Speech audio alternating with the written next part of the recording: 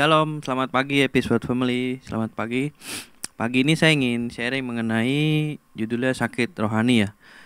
Jadi saya ingin kesaksian sedikit. Kemarin kan saya ada sakit ya.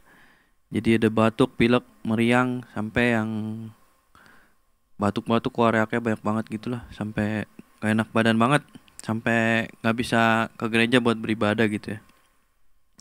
Jadi pada saat saya sakit kan tuh sekitar hari Jumat.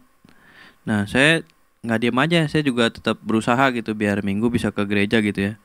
Saya minum obat, vitamin, saya tidur terus, istirahat, makan boban sampai minumin susu beruang tuh pagi malam. Tapi tetap aja kondisi juga nggak lebih baik lagi gitu. Jadi terpaksa jadi Minggu nggak bisa ke gereja gitu untuk beribadah ya. Jadi itu adalah hal-hal yang saya lakukan gitu biar saya cepat sembuh gitu ya.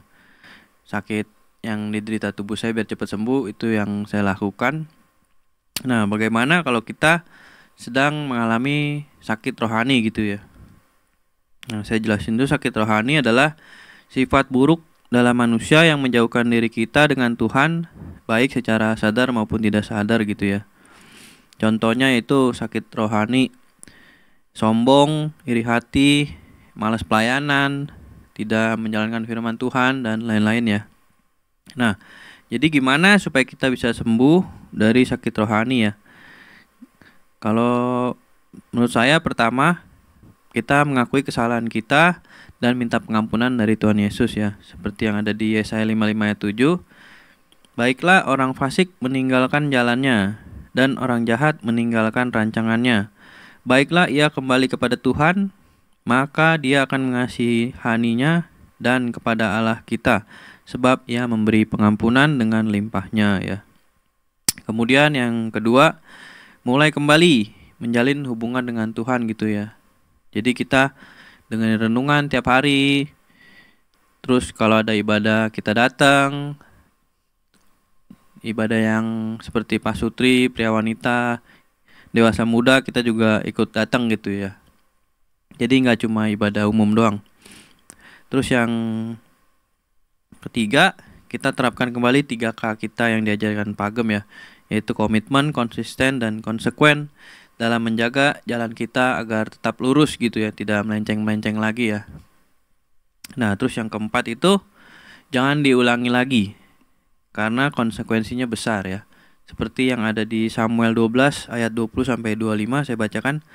Dan berkatalah Samuel kepada bangsa itu, jangan takut, memang kamu telah melakukan segala kejahatan ini, tetapi janganlah berhenti untuk mengikuti Tuhan, melainkan beribadahlah kepada Tuhan dengan segenap hatimu.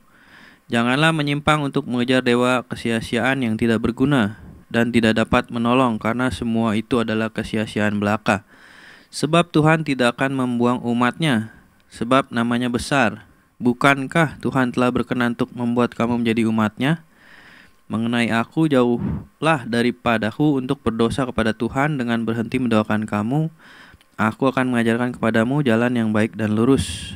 Hanya takutlah akan Tuhan dan setialah beribadah kepadanya dengan segenap hatimu, sebab ketahuilah betapa besarnya hal-hal yang dilakukannya di antara kamu. Tetapi jika kamu terus berbuat jahat nih, kalau kita tidak bertobat, dia kita bilang, maka kamu akan dilenyapkan baik kamu maupun rajamu itu.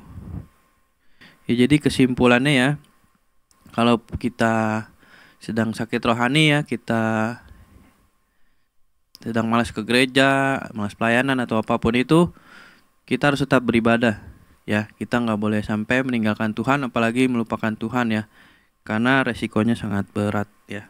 Oke, firman Tuhan sampai di sini. Mari kita berdoa.